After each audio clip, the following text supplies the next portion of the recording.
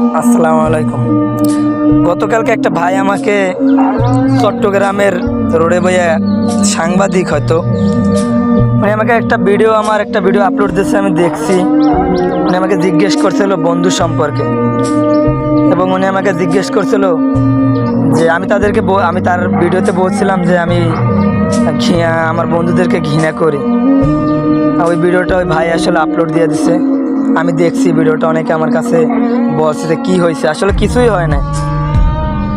আমি বন্ধুদেরকে ঘৃণা করি এই কারণে বলছি, কারণ কোন কারণে বলছি সেটা আমি জানি, আর ওই ভিডিওটা যারা দেখছে হয়তো তারাও জানে যে কোন কারণে আমি বলছি এই কথাটা, আমি কোন কারণে বলছি। তারা হয়তো ভিডিওটা দেখে হয়তো তারা বুঝছে যে আমি কোন কারণে বলছি। তো আমি এখনও বলতেছি, এই ভিডিওতেও বলতেছি, আমি আমার বন্ধুদেরকে ঘৃণা করি, যথেষ্ট পরিমাণে ঘৃণা করি আমি।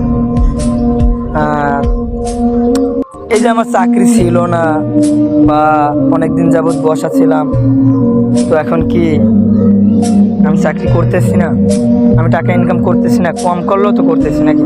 আমার বন্ধু সম্পর্কে আমার আসলে বলার কিছুই নেই। হয়তো ওই ভিডিও দেখে অনেকে রাগ করছে যে আমি আসলে এই কথাটা কেমনে বলছি অনেক কষ্টে এবং অভিমানেই বলছি কথাটা এসে। যাই হোক, আমার ওই ভিডিওতে কেউ কষ্ট পাইবেন না। এবং আমি এখন না, যতদিন পর্যন্ত আছি আমি ততদিন পর্যন্ত একই কথা বলে যাব, আমি আমার বন্ধুদেরকে ঘৃণা করি, এখনও করি। এবং ওই ভিডিওতেও বলছি, ওই ভাই আর ওই ভিডিওতেও বলছি, আমার নিজের ভিডিওতে আমি বললাম যে আমি আমার বন্ধুদেরকে ঘৃণা করি। কোন কারণে করি সেটা আমিই ভালো জানি, কোন কারণে করি। ধন্যবাদ ভাই, সবাই ভালো থাকেন এবং আমার জন্য দোয়া করবেন। কিছু কিছু মানুষ যা করছে তা মনে আছে, এবং আমার আপন মানুষও যা কিছু করছে তাও মনে আছে।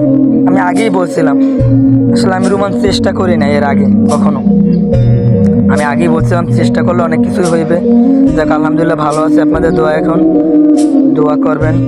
এবং যারা অবহেলা করছেন তারা তো জানেন যে আমার সাথে অবহেলা করছেন কি না করছেন, তো অবশ্য তারা